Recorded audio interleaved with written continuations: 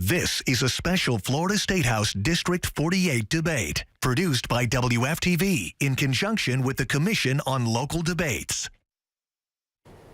Today, WFTV, in conjunction with the Commission on Local Debates, will hold the first of its Central Florida debate series. Today's debate features the candidates vying for State House Seat 48, incumbent Democrat Amy Mercado versus Republican challenger George Chandler. Hi, folks, and welcome to this first in a series of debates WFTV will be producing with the Commission on Local Debates.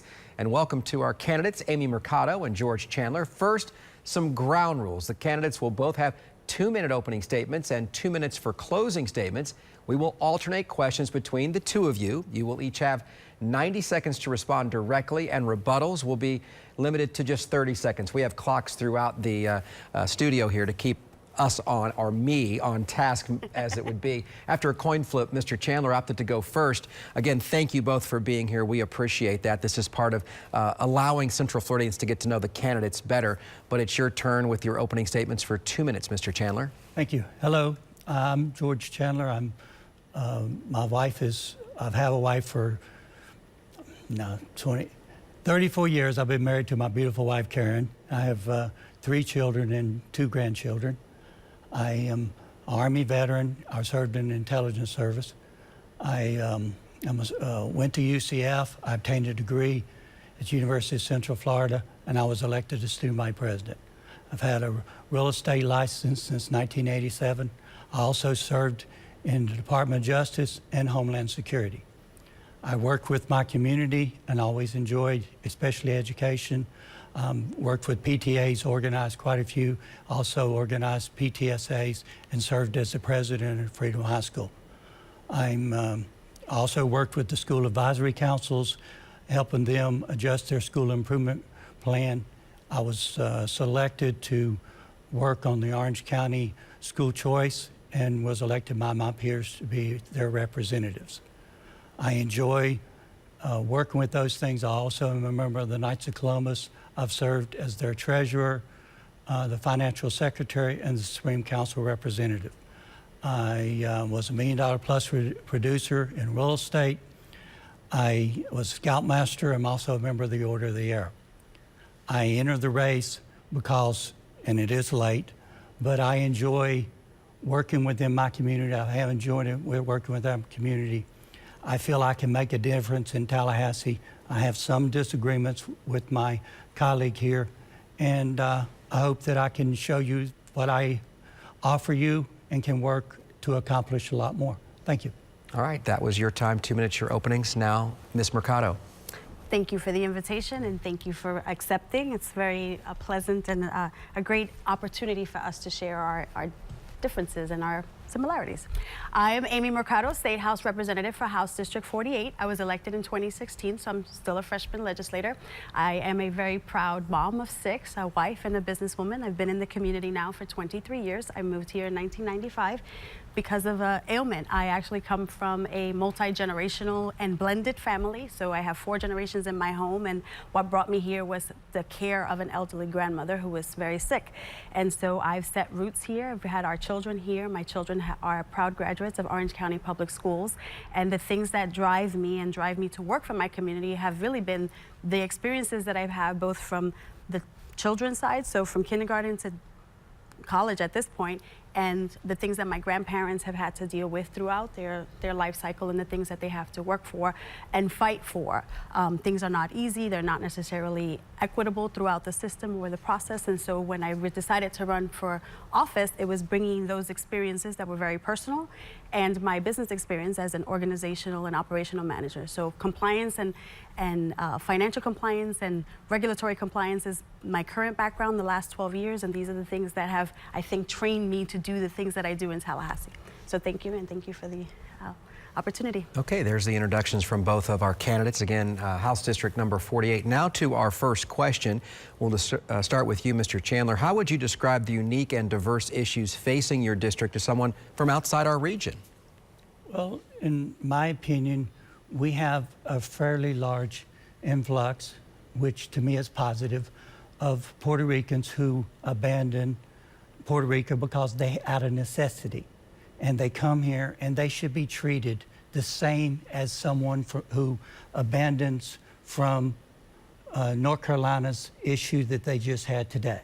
They come down, they were citizens, they come in and they come in a climate where they need employment and they need to work it. And that's what we have within our district. We have a whole lot of that.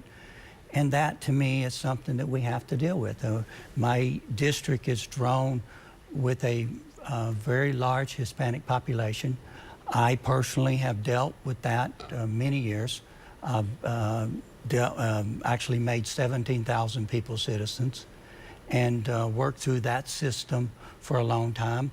I have enjoyed it and always worked with the groups like that, and we have a different scenario. I mean, we have a different district than a lot of places. It's a lot of people that are doing it, but the thing is we're all immigrants. Just because they're from Puerto Rico or from North Carolina like me coming to Florida, we're all immigrants. Just a question of when. Did we come last week like the people from North Carolina might? Or do we come from Puerto Rico? Or do we come like my people did? It doesn't matter. We're all together, and we're all here to work together.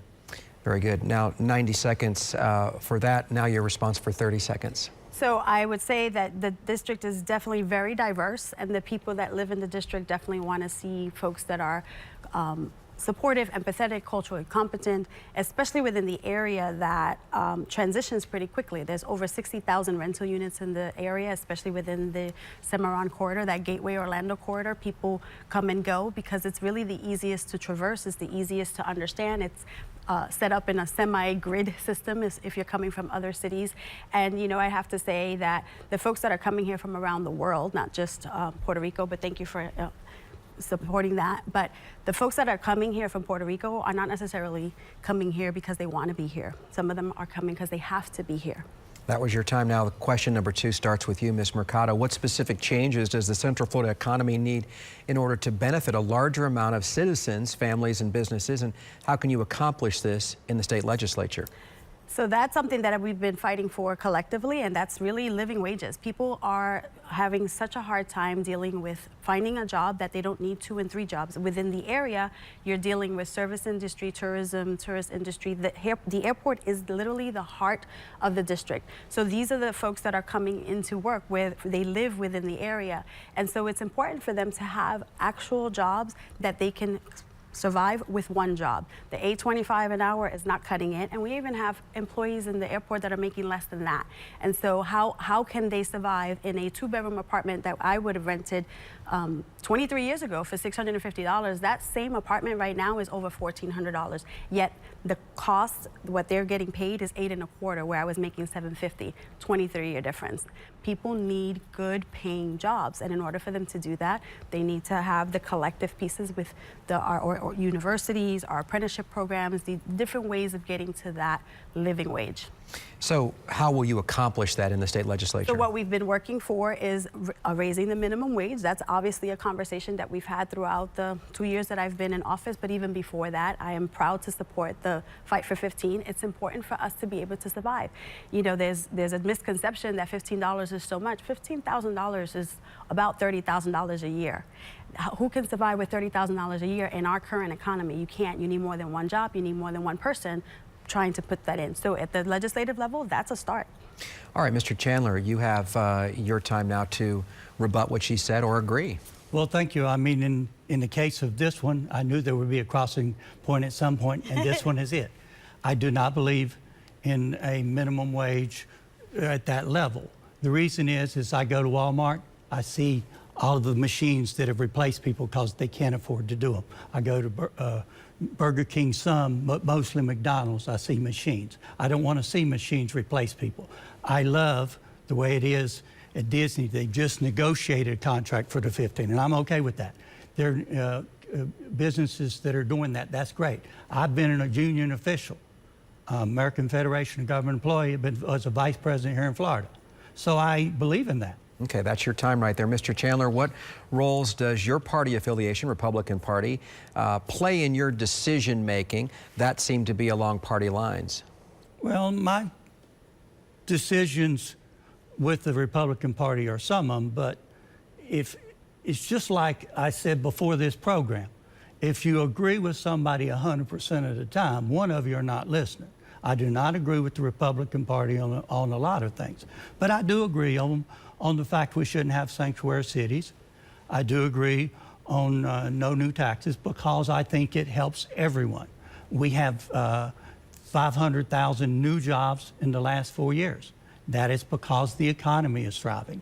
It's not because we have artificial things. So the party is something to get something done, but the thing is you get to work within the party.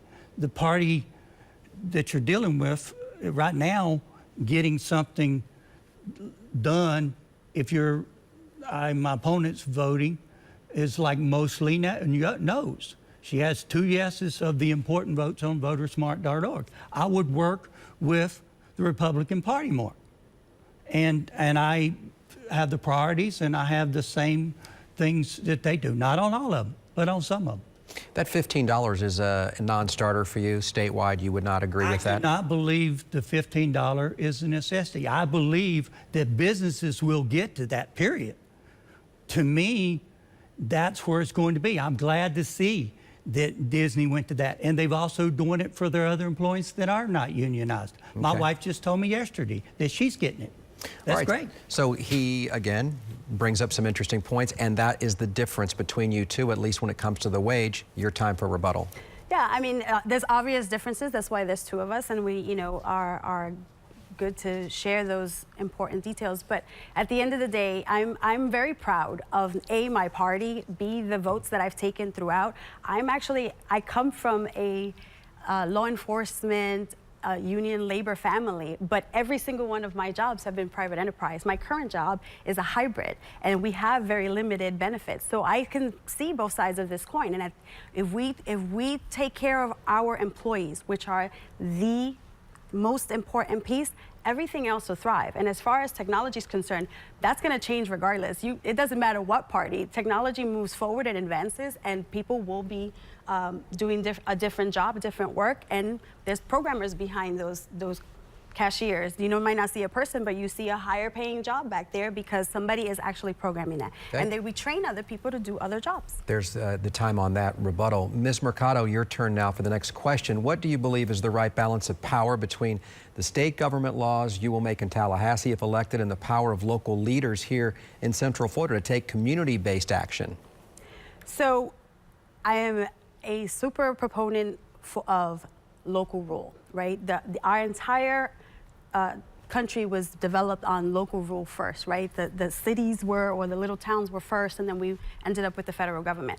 But there are moments that we either work together to figure out the larger piece. We have 67 counties. Certain things don't make sense to do different in 67 counties or the hundreds of municipalities that we have. And so there is a give and take on the things that we need to address. But for the most part, the local community knows best. The local community knows their community members. They know the type of cultures that are there, the type of educational needs, the healthcare needs, the age demographics. All of that needs to be taken into account. And you can't do that as a statewide every single time. You have to be sure that the things that are affecting here in Orlando, in Orange County, and Osceola, and those are 2 counties that are neighbors, they're very different needs. And so we need to be sure that our locals have the control and the needs and the power that they have in their hands, not being taken from the state. All right, so when it comes to that, what will you do in Tallahassee to protect the local municipalities from having that government rule at the state level? So I would say I'll continue doing what I'm doing now, and it's fight for their rights and their pieces. I'm very proud that the League of Cities is very supportive of me and the work that I've done, and we have to engage in that conversation. And it depends on what issue. Every bill is different. What you vote on is what you have in front of you. All right, Mr. Chandler, your chance for your 30-second to rebut that. Yeah, we totally agree on this one too, which, because I do not believe in sanctuary cities or sanctuary counties. And the reason I don't is out of personal experience.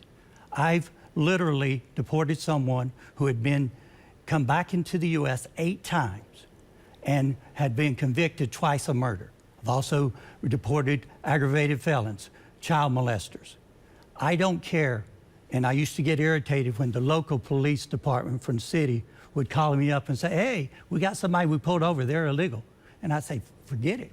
We'll leave it at that. We don't care about the little crumbs. That you agree in terms of that. And we disagree on that. You disagree on that part. Absolutely.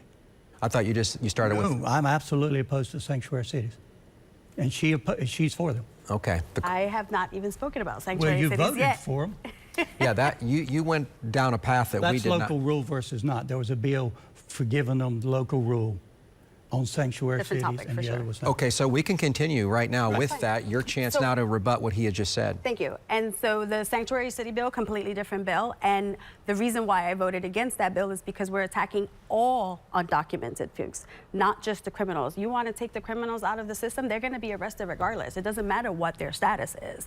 You get arrested and you're an undocumented person, you have to abide by those same laws. You for sanctuary cities? I am for protecting all immigrants, and they have constitutional rights regardless of when and how they get here. She voted nay on the bill to change sanctuary, to change the ability of all of them to do sanctuary cities. Therefore, I can only assume that she is. But for me, I worry that people will come in who are the career criminals. I'm not worried about the guy who There overstays. are those who say that coming here illegally is a crime, and protecting those who come here illegally, even if they don't rob a bank or do some things that we think of as crimes, they are criminals by the law in that they came here illegally. Would you agree or disagree? I'd say the laws are built by man and they're written by men, and we've had laws in the books for centuries that some we've thankfully have removed from the books because they were unjust, and that's one of them. It's an unjust opportunity for folks to tag them by the way they came into our country. Most people that come here will come for one reason or another. Many overstay their visas. Many overstay their work permits. They're here for different reasons. The folks that are coming in because they want to come in from a different angle for whatever criminal activity, I promise you they're going to find a way to get here regardless. And law enforcement is there to get them at that point. Your response Well, quickly. Anyone who comes in without the process is committing a second-degree felony. That's the way, a second-degree misdemeanor, and that's the way the law is. It's always been like that. It's not something new. It's not something we just come up with. Now, do we run around picking up people just for that? There's so many more people that are out there with that are serious criminals. They don't mess with that. I never did, and I did it for a living. I adjudicated those kind of things. I also adjudicated citizens. We don't need to mess with people that just overstay. Eventually I want everybody to get legal. That's my goal in life. So in a word, do you think Amy Mercado is for sanctuary cities? Oh, absolutely. And are you for sanctuary cities, yes or no? I am for protecting people regardless Yes of how or they're no? here. I'm for protecting people how they're here. So I would say if that's what you're going to label it, then so be it. So yes. All right, we're going to continue. It got good. I thought it would. We'll continue our first series of questions in just a moment with more on the issues like gun control that impact all of our lives. We'll do that in just a few moments.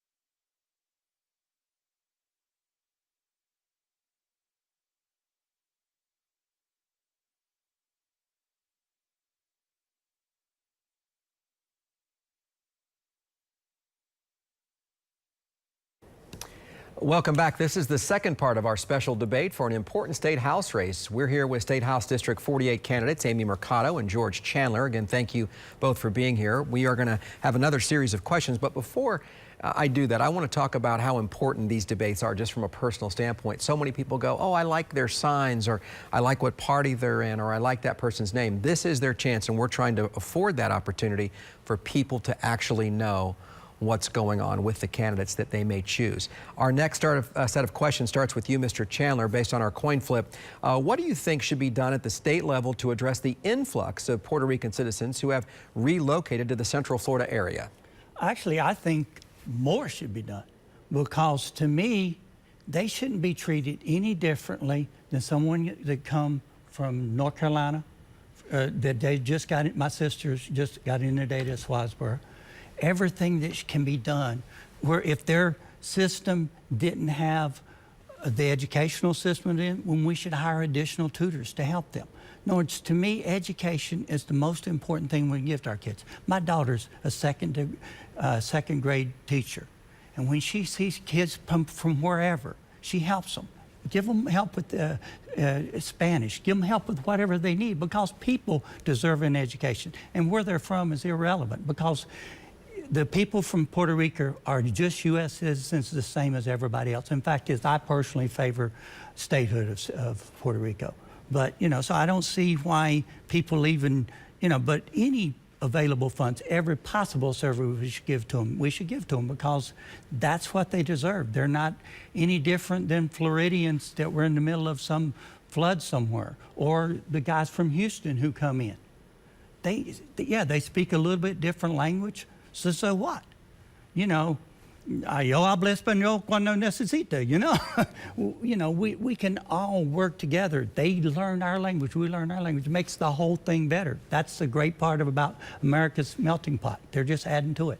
All right, so how do you respond to his references to what we should do for the people from Puerto Rico? So in some of this aspect, I actually agree, and thank you. Hopefully you would. I am very concerned that the things that have occurred on the national level with the administration's support and or allocation of funds through FEMA and for our evacuees. You know, the folks are here, like I said earlier, because they had no choice. By the time they got here post Maria, they've had all kinds of years and different problems on the island, status and economics and so forth.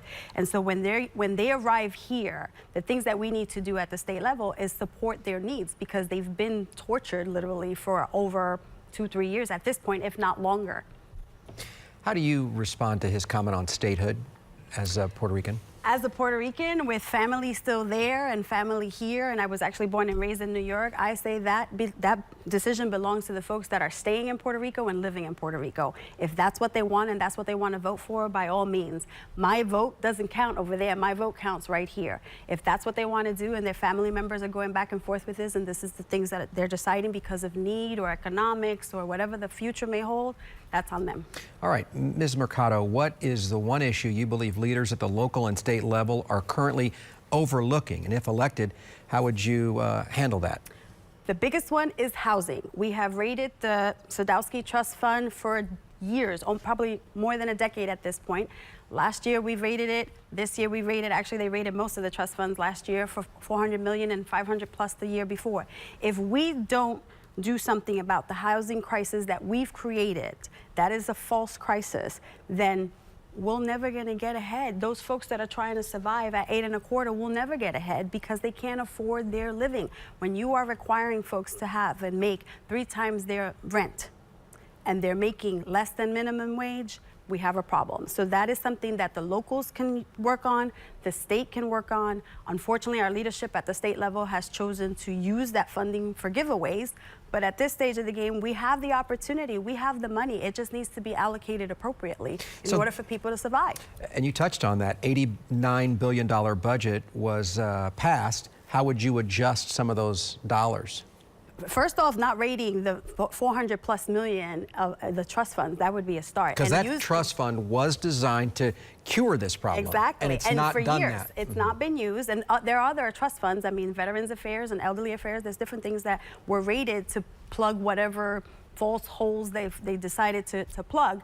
But the money is there. We're paying plenty of taxes, right? That we can figure that out. But it takes literally 3 reams of paper, 1,500 plus pages to print our budget. How we allocate every single one of those dollars and those pennies are important, and we have enough and we have a way to do so. All right, the time is up on that, but for you, 30 seconds to respond as it relates to affordable housing and the budget. What would you like to add to that? I'm not sure we disagree with that one, because as far as I'm concerned, whenever you set something up, whether it be Social Security, whether it be any trust funds or anything else, I am a person who is a law enforcement officer. If you write a rule a certain way, I expect it to be done. So if affordable housing is done that way, I expect it to be spent on affordable housing. Anything less than that is, to me, cheating the voters. Amy, how hard will you fight for that? Because the Sadowski Fund, Amy, sits there with that money, and it's a crisis here. What can you do in Tallahassee? So I was one of many members, and this was actually a bipartisan piece. We filed a bill that I co-sponsored to block the opportunity of raiding that fund, and it wasn't even calendared or heard. So there are legislators from both sides, both on the Senate and in the House, that are willing to continue that discussion and put forward those bills to be able to stop that. Out of all of the trusts that were raided, only one wasn't raided, and that had to do with our guns. It has to do with the licenses. Interesting. All right, we're going to go with our next question now. Mr. Chandler, what public policy do you think needs to be implemented, if any, to prevent firearms, as Amy just touched on, from falling into the wrong hands? Well, the thing is that we don't enforce existing law. Seriously, on the applications, there were 112,700 that were illegally filled out and lied on. There were only 12,000 of those referred to prosecutions, and if you want to check me, it was today's Sentinel. And of those, only 12 were prosecuted. If the law says you can't do it, and then you try to do it, and they don't enforce the law, then people are going to say, okay, ignore that law. It's like if everybody runs a stop sign all the time, people eventually figure out that there's no reason to stop. All we have to do is enforce the existing law. But the thing is, on guns also, she voted against the bill, which I would have supported, and it became law, so it's okay. Now it allows police officers, when someone is an immediate threat, to take them to a judge and to keep them from getting a firearm for up to a year. I feel comfortable with that. Also, if someone is currently undergoing a mental problem, it's different than the law used to be, which is saying they had to have already been adjudicated as mental. If they're currently undergoing something, then they don't need a weapon. I don't want someone having a weapon that doesn't have it. I'm for carrying. I've carried for a long time. I've been a law enforcement officer. So we don't want to go any further than that. All right, he brought up one of your votes. You have a chance to rebut that. I'm not sure which one you're referencing, but that's okay, because concealed weapons is one thing and assault rifles and military style rifles and high capacity magazines are another. Arming teachers, definitely voted no for that. Why? Because we don't need a civilian population that has very limited training, less than our law enforcement officials, going into a situation that they're not going to necessarily handle. I happen to be a very proud daughter of a law enforcement officer who retired from NYPD Transit, and he never pulled out his gun once. Why? That was a training. Where do you stand on arming our teachers? Well, I mean, I don't believe that you should take my daughter and arm her as an example. But if you have someone like me who chooses, after he's retired, who's graduated from 3 different federal law enforcement academies, and he's a teacher, and he chooses to be one of the guardians as the law allows, and you arm him, and he has the certified required training of 138 hours of firearms training and the additional training, then it doesn't matter just because he's also has the ability to teach her that he's on. I don't want somebody putting it in their desk and suddenly pulling it out. That's absurd. Amy, where do you, this next line of questions, will continue on with guns. Where do you stand on assault weapon ban, high capacity magazine ban, and things that are not currently banned in the state of Florida when it comes to those assault style weapons?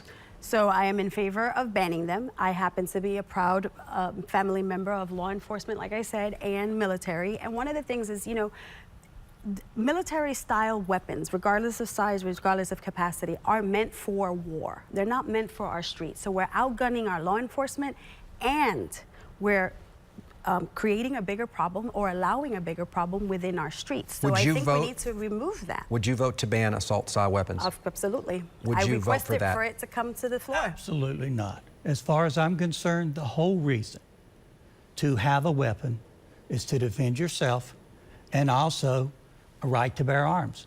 Second Amendment. Even high-capacity magazines like that killed 49 people less than 2 miles from where we're sitting. Well, I mean, any weapon, if you change enough cartridges, can, kill anyone.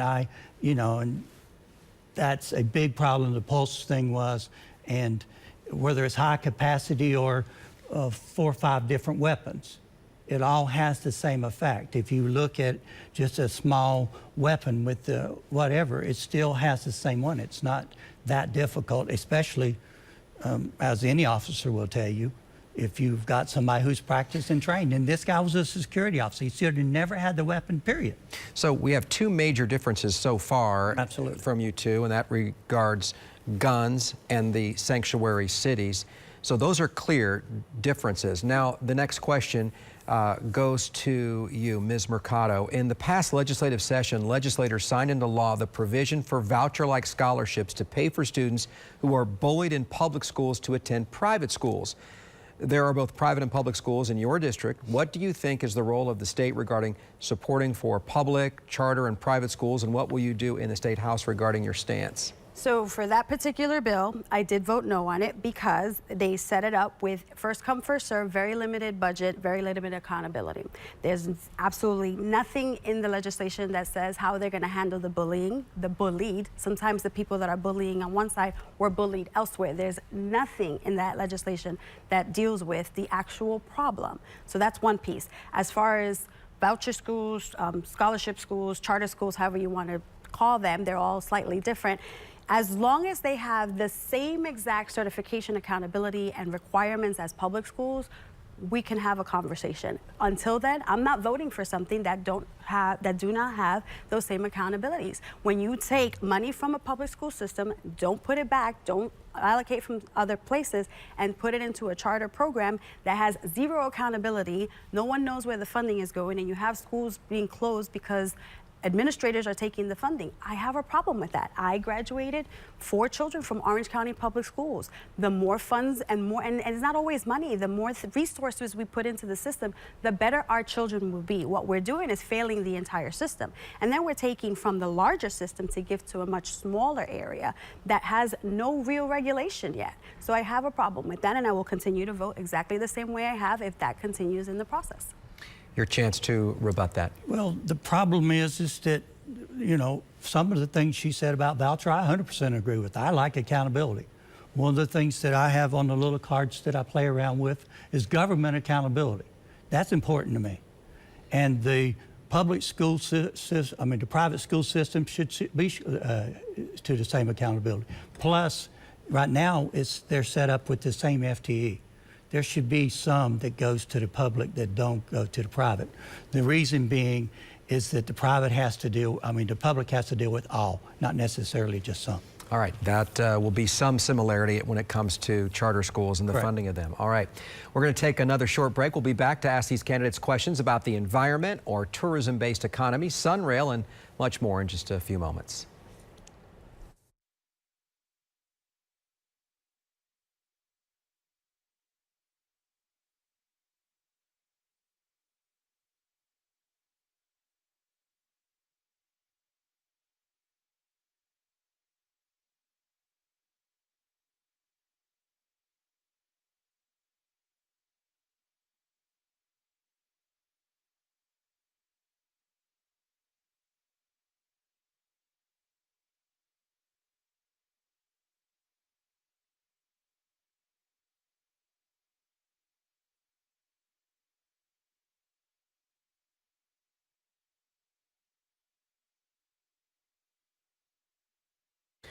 Welcome back here again with State House District 48 candidates Amy Mercado and George Chandler. Again, thank you both for being here to debate the issues. Let's start with our next series of questions. First up, Mr. Chandler, 72 million travelers visited Central Florida in 2017. Now let's compare it to a city you're very familiar with, New York. 63 million traveled to New York City in the same year, so we had more travelers coming to us.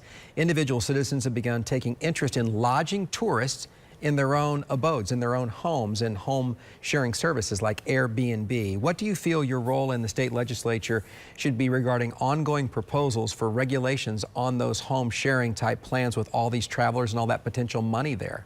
Well, I think there's a lot of money to be had, but on the other hand, if somebody comes in, let's say in my subdivision, and suddenly they're renting out Airbnb and they're coming in with a family of 10, and the house is only designed for 3, that becomes a big problem. So there should be regulation.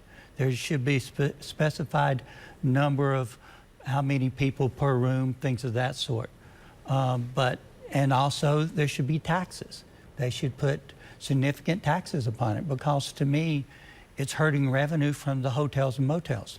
I believe that it is an issue, and it may be something that Amy and I actually share opinions on. I don't know her position on that, but I do think that it can become an issue and a very big problem very quickly.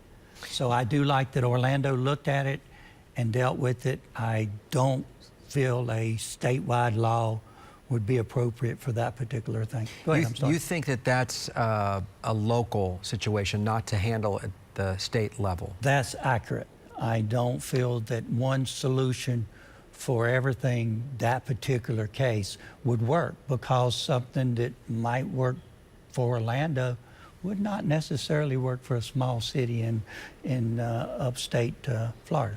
You are a realtor, though. Don't you understand that people need to get help with their mortgage payment, and this might be one way? I absolutely, as a realtor and as a real estate agent, understand, but you have single-family housing. You also have rental units. You also have units that when you purchase them are designed to be able to rent. You should not be in a single-family home and suddenly that becomes a commercial enterprise. Amy, your chance to respond. So I think there's room for all kinds of conversations here, right? And one of the things that we actually heard at the legislative level was concern from people that own their homes and want to be able to preserve their property rights and you know, the value, but they also want to be able to share their home. And you know, it's a disruptive technology, so we're all trying to catch up and learn as we go along. So I think it gives the opportunity for owners to do the things that they need with their property, but we also need to protect the others and make sure that we're not creating criminal issues or even more liability within the structure, right? So you think the state should get involved? I think between the states and the municipalities, we have to continue that conversation. I'm not necessarily saying that it's a preemptive piece, because those things can change. If we can figure out a way where the locals have gotten it straight for their areas, like the beach fronts and so forth, that's a different conversation. But one of the things that we saw with the transportation side of the disruptive technology, like the Uber and Lyft share, ride share, Lyft, right, is so many different pieces. In Orlando alone, or in Orange County, you have how many municipalities, and each of them are doing it very different for the same thing, the same service. So what I can do as an Uber driver in Winter Park, I can't necessarily do in Maitland. So one size does not fit all. It doesn't necessarily fit all. I'll take it at that. Ms. Mercado, let's go to our next question. 10.5% of residents in your district, and if you are fortunate enough to win, it'll be your district as well, are age 65 plus. Can you speak to your platform for elder Floridians and their caretakers? The reason why I live here, as I started early on, is because of an elderly, well, she wasn't senior at that point. She was 57 years old. She's 82 years old now. So I've been dealing with her care and my grandfather's care, may he rest in peace, for the 23 years that I've been here. And the changes that I personally had to deal with for them, and changes not necessarily positive, fighting Social Security Administration, fighting the SSI pieces, fighting for their pensions. We really need to take care of our seniors so much better. Many of them have been veterans. Many of them have served their country, have served their communities, are retired here. The whole point of Florida really was a retirement community, and we leave them behind with things that they can't even, you know, they can't survive. They can't pay for their medication. They can't pay for the things that they need to survive, because they are living many on a limited income, yet they're trying to spread it out, and things are getting more and more expensive. So how do you serve those people? How do you make things better in Tallahassee for them in your district? So twofold. I happen to sit in the Health Quality and Health Appropriations Committee, and a lot of our senior issues come through there, through Veterans Affairs and Elderly Affairs and so forth. And so being aware of all those bills that come through and how I vote for each one of those bills is very important, because it's not only going to affect my district's seniors, it's going to affect our entire state. Is this we a have state a fairly issue? large population. It's definitely a state issue. Not a federal issue. I think it's both, but you know, we can handle the state side. Very good. All right, your response to that, 65 plus in your right, new it's district. a state, and as you can tell, I'm pretty darn close. And we, you know, and I also had two parents that were way over. Both of them were in a home. One of them still is. My father passed away in October. And the quality of the care was just frustrating, no matter where you put him. And the state needs to regulate and tighten that up. I'm not sure, based from what I was hearing from Amy, that we have a tremendous number of disagreements on that. I think that the quality of care, I was very disturbed with Daisy Morales, who I know very well. We worked together when she found her sister in really bad care. And That's a nonpartisan issue, it sounds like. Absolutely. Mr. Chandler, do you have any ideas on how Sunrail and other public transportation can better serve the transit needs of citizens in the district which you may be representing? What do you think the future of Sunrail should be? Oh, absolutely. I was very frustrated. They opened up the new facilities, and I went to them, and there's really no buses getting to them. I can go drive there, park, and go there. But the thing is for mass transit, it's not for people like me who can drive to Orlando. It's for people who need transportation. There's no logical reason that you can't make your schedule with, you know, with the same way. You just got to work within your community. And if the community can't do that, then they need to have funds withheld, because they're getting funds. And we need to say, you must coordinate. It's illogical that you don't. I mean, it's very frustrating to me as a person, and I'm sure this is something that Amy totally agrees with me, because either, you know, we need to incorporate to where we do have public transportation, but to say, okay, you can ride the train, but you can't ride the bus. They're not going to coordinate within the two. It just makes no sense. There's one bus that comes for the entire day, and yet you drop off people on the train. It makes no sense whatsoever. Do you support Sunrail, sir? Well, we've got it. I would not have supported it in advance, because it spends entirely more than it's coming. And it's just, it's right now not cost effective. I would not have supported it previously. It's here, so I support whatever's there. All right, Amy? I definitely support Sunrail. I definitely support and the opportunities of our whatever our high speed is going to look like. I was highly disappointed that it took us 8 years later when we had an opportunity to do so earlier. But we're in a city, we have 72 million people coming here. Many of them come from Europe, many of them are, or Asia, and are accustomed to a good transportation system. When they get here and they realize there is no real transportation, they have to go rent a car and potentially drive here, that's insanity. It can be, no doubt. Ms. Mercado, environmental protection is consistently a top priority for Florida voters. What are some of your environmental concerns that you hope to address as an elected official? We've seen the red tide and the algae blooms. Thank you. And it's really disconcerting. And I can't even imagine the folks that actually live in the coast and have to smell this every single day for the last few weeks or months at this point. And again, it is man-made. This is a problem that was created in our state. We've had opportunities to use the funding for the Everglades cleanup and the purchases as necessary and the things that we need to take care of. And we even need to do it up here in the St. Johns Riverhead up here. There's things that we know can happen, whether it's channeling it different, changing the sewage system, changing the growth opportunities. Sometimes growth is not a good thing, and we have to be able to do something about it, but folks don't engage in the same process. It's very important. We need to make sure that we do not have fracking in the state of Florida or off our shores. We not oil drilling off our shores. I ran in 2010 with the same reason, and I ran against Speaker Cannon, and there was an opportunity of drilling off the shores. That's never going to happen. Oh, maybe it's going to happen. And then we had an accident. And we're still dealing with the outcomes of that accident. And it's been 8-9 years now. This is a state issue, and many campaigns are running off of this. You see at the federal level, the Senate race is talking about both who's to blame here. Is it Governor Scott? Is it Bill Nelson? What is your thought? Why did this happen? I think we have plenty of blame to go around. How about we stop blaming folks and we actually start doing the work? This state is a peninsula that deals with the significant amount of tourism. If we want to actually see people continue to come here, retire here, grow up here, have families here, we need a healthy environment. If we're not making that environment healthy, we won't be here for very long. Mr. Chandler, she said something that I thought I saw your eyebrows raise regarding drilling off our well, coast. No, I mean, the algae was enough to get my eyebrows to raise.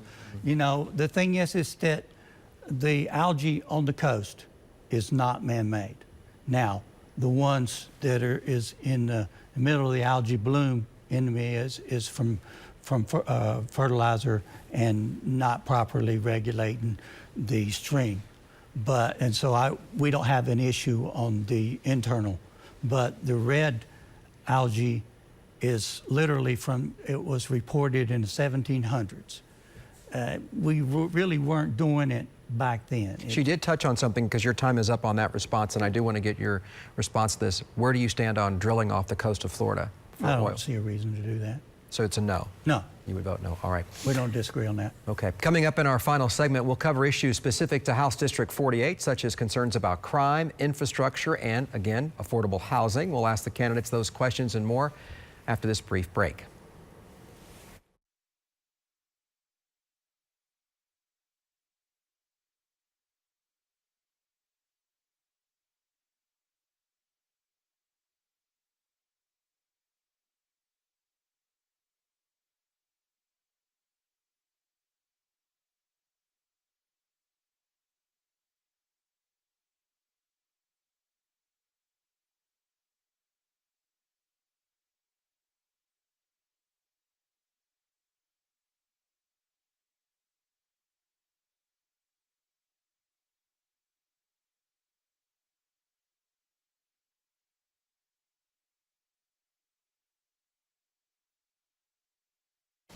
Welcome back to our final portion of this special debate between the candidates for State House District 48, incumbent Democrat Amy Mercado and Republican challenger George Chandler. Again, thank you both for being here. We had a coin flip at the beginning to decide who went first, second, etc. So now the way this thing works is it's back to you, Mr. Chandler, as we start off with this question. Azalea Park is in your district, and it has been identified by the county as an older and transitioning neighborhood as part of the Safe Neighborhoods program. These neighborhoods experience higher levels of violence many times and crime. How will you address this if you're elected to the State House?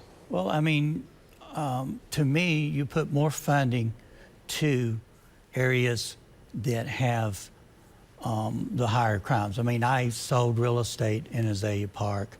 I'm familiar with it very, very well. And you just take the last week, we have 5 or 6 crimes. There was one yesterday. I mean, it's just all the time. The thing is that you need to allow something. They just got a $50 million allocation from the sheriff's office, and they're supposedly giving more deputies. Now, I think that assisting with those kind of things to at least eliminate the drug problem. And the thing is that the problem that we have in those, a lot of time is based upon drugs. It's, you know, a large part of, there's been 400 and some heroin arrests since the first of the year. I don't know that it's not necessarily all in Azalea Park, but any place in Orange County. And the thing is that you've got to eliminate the problems, and you can't allow, when you lock somebody up, I don't like to see them out the next day. It very much frustrates me. Frustrates any law enforcement officer when they got to lock up somebody, and then somebody gets out by putting up $200. And that happens, and it happens a lot. And it's very frustrating. But bond is part of our Constitution, that everyone's allowed at least a chance of bond. I understand that, but you can set a minimum bond as a legislator, and for violent crimes. And for certain crimes, yeah, I would adjust some of those things. I would adjust the sentence for certain crimes. Amy, your response? As far as Azalea Park is concerned, one of the things that I would be doing, and I actually been trying to do currently, is buy property there. The way you change an area is by being part of that area and helping the community. And it is a transitional community, but some of it is really, it's a misperception. You know, with growth comes crime. So we need to actually look at the situation, and it may not necessarily be this neighborhood's issue. It's a larger issue. It could be law enforcement. It could be, what are we doing after school with some of the kids? What are we doing before school with some of the kids? There are multiple layers here. It's not only because of this geographic area, and you want to invest in it, and the way you invest in it is you purchase property in it. And I tell you, I've been outbid by 3 different homes, so people are trying to buy in Azalea Park. All right, Ms. Mercado, Orange Blossom Trail, a state-maintained highway, also runs through your district, as do other roads experiencing improvements and disruptions. How will you work as a State House representative regarding infrastructure, especially regarding roads and developments like OBT? The frustrating part of sitting in traffic for 45 minutes for something that's 6 miles away, I feel it, I understand, and I'm empathetic to it. And part of the deal is, as we make decisions at a legislative level, there are opportunities for projects that should have started years ago and hadn't. And so now we're not just fixing or maintaining, we're having to recreate or expand. And of course, the population piece, and we have 72 million visitors, right? So that's taxing on the system. We need to allocate funds appropriately and plan probably sooner, maybe even longer, so that we don't have to do these and feel like, it was a joke for me in New York. It's in construction or under construction my entire life, and I've lived here 23 years and 22 over there. It's still under construction. But that's, you know, part of the growth and living in an urban environment. How we allocate, how we plan, when we plan, and who's actually doing the work, and holding those folks accountable when they're running over budget and over time. These are things that we can control at the legislative level. So how will you help us with our infrastructure funding to fix OBT and some of those traffic tie-up areas, because that's a state road? Yeah, absolutely. So depending on which committees I'm actually on, so I have an earlier vote. Otherwise, it comes to the floor and be able to co-sponsor depending on those bills. And it's really paying attention to that conversation and where those funds are being allocated to. Your chance at a rebuttal? Well, rebutting that is really not you should do, because, you know, I'm sitting in the traffic also. The thing is that the accountability is not there. But also, they want to continue to add red lights forever. Some business comes in and they add it. You take John Young Parkway, which was designed and is on the books as a limited accessibility thing. The reason for John Young Parkway was to eliminate all the traffic backups on 441. Instead, they put traffic lights every half a mile. If they would just follow what they said, it would have made the businesses work a lot better anyway. Let's talk a little bit more, Mr. Chandler, about that 1992 Sadowski Act, again established as a trust fund, we touched on it earlier, to develop affordable housing programs in the state of Florida through taxes on real estate transactions. Your background is in real estate, law enforcement as well. State legislature, though, has consistently allocated the funds and the money to fill other budget holes. Would you support legislation putting laws on the books that protects the Sadowski Fund for its intended use, which is affordable housing? Well, as I said before, when you said the two things, I'm law enforcement and I'm real estate. You tax us on a particular thing. As a law enforcement officer, I expect you to use it for that, period. I mean, I don't have a problem with a law being created for that. To me, you need to also, in addition to affordable housing, try to work with partnerships to make that go, make it work well. There's enough people that will work to come up with, make a housing affordable. The government can't make it affordable. They have to work with business people to make it affordable. You can't just suddenly decide something's affordable by throwing money at it. You have to come up with a business plan. You have to have groups to get together and come up with a plan. But yeah, I think it should be used for what it was intended. Other than that, you know, that's when we have laws. So would you support legislation to protect it? Absolutely. I don't have a problem with any laws that back up the current laws. And that may disagree with my party, but I don't care, because as far as I'm concerned, you have a law, you do what you say on the law, just like they have a new book for Everglades. The money's to be allocated for that. Spend it on that. Do you feel that many times what the public votes for is not represented in Tallahassee? No, I don't necessarily feel that. I feel a lot of times what is written, the public sees versus, because a lot of the public's things that are passed are like 6 different ways to Sundays. And yet it seems like it's this and it becomes a bunch of other little things. But so I don't necessarily say Tallahassee's doing it wrong. In this particular case, yes. Amy? On the Sadowski conversation, that coalition is a couple dozen partners and entities and so forth, and they are incredibly frustrated, and it's been years now. The whole point of the fund is to be used for affordable housing, and that definition changes depending on who, where, and why. But at the end of the day, it is meant for development to grow accordingly for the folks that need it. And we keep using the funding, so we keep seeing more. And supply and demand is, you know, economics 101. The least amount of units we have, the more expensive those units are going to be because we don't have enough. And so we need to make sure that we continue that. And I've supported it already, and I will support it again. So you would support legislation Absolutely. to protect the Sadowski Fund? Yes, sir. You both are yeses on that.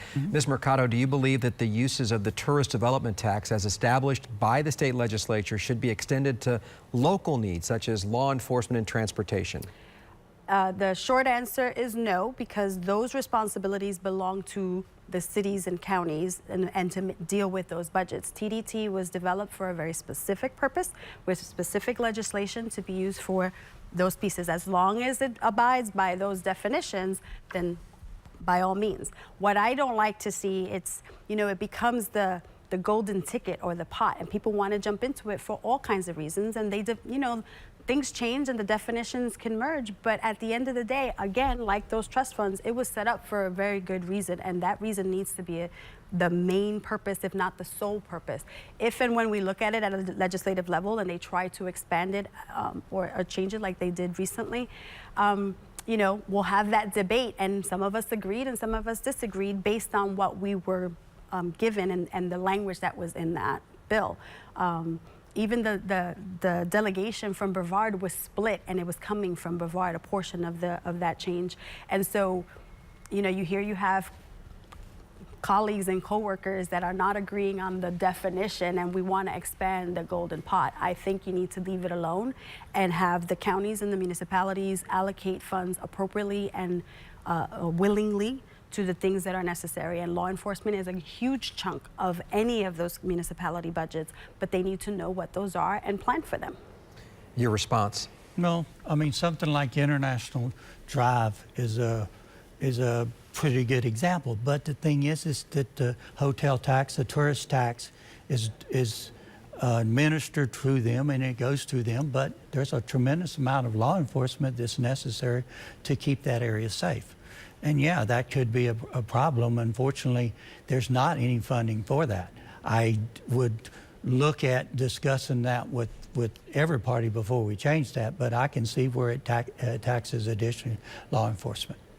Because you feel like it's putting more responsibility. The tourism is putting more responsibility. Absolutely. It's not just the city, it's the tourism that's there. And the tourism will die if we let the crime go up in the areas. If we suddenly start having a lot of crimes around the International Drive or any other tourist area. So right now it's not out of balance, but if ever looks like it isn't, then I would want to look at that. Amy, your response to that? I think, you know, in that we I think said similar things. You know, the purpose of that fund is for those reasons, and it's very specific in statute. If and when those things change, we look at it, but not to plug holes that they know they need to fill originally. So if a county or municipality decides that they don't want to fund or don't want to find ways of developing their allocations because they think they can get into the TDT dollars, I have a problem with that. Okay, very good. We are now at the end of the question and answer session. You each will have 2 minutes for closing statements. Ms. Mercado, you get to go first. So I want to say thank you. Definitely, I like to be the first of many and many years to come. I think it's important that citizens and our community members understand who the folks are that are running for these positions and what they bring to the table and what kind of issues they want to expand or contract or however you want to see it. And local means more and affects you first. You know, this particular year, things have been nationalized, but the things that happen in DC do not affect us immediately. It takes some time. What I decide, my vote today, affects somebody within a 6 months process, right? July 1st or October 1st, depending on the budget. So it's very important that the community understand who they vote for, the work that they do, the things that they're passionate for, the empathy that we bring forth, the cultural competence that we have within our community. I've seen my community grow leaps and bounds, some of it really good, some of it not so good, but you know what? I still want to be here and I want to represent my community. I want to continue doing the work that I've started and continue advocating for those that have no voice. And the folks that have come from Puerto Rico, I ask you to continue to fight for the things that you need, and we're here with you because this is what makes Orlando great. And Orlando strong we are, and Orlando strong we will be. So thank you. Thank you. Mr. Chandler, your time for 2 minutes to close. Okay. And as I said, my background has been here. I've been here since 1991. I've always enjoyed what I did. I've worked within a community. I've had the privilege to work with the Department of Justice and see people from tremendous number of backgrounds. And I have a special empathy, and children is probably my big thing in life, is because education is so important to me. I know that some people say he was a replacement candidate, but hopefully, as you heard from the beginning, I am not just a replacement candidate. I'm a legitimate, absolute candidate who has put the community service in where people understand that I'm here to do something and to make it happen. We disagree.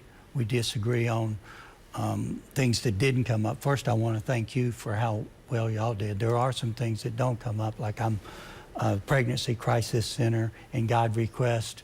I would have supported those. There are things that we have different values on. A lot of things we totally agree upon. And that, to me, is the fact that we're both nice people, okay? And you don't have to be, just because you're in two different parties, mad at each other like a lot of people are.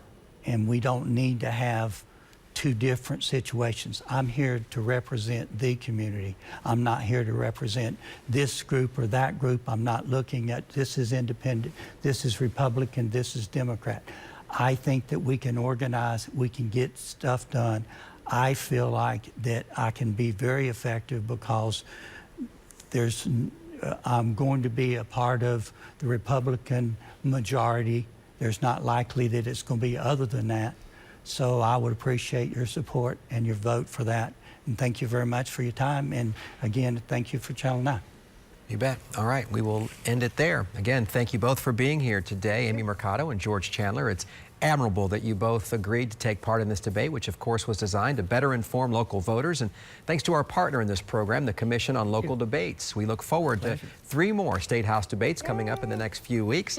Thank you for watching this show. We'll stay posted on WFTV.com throughout the election season, along with those future debates. Until next time, take care.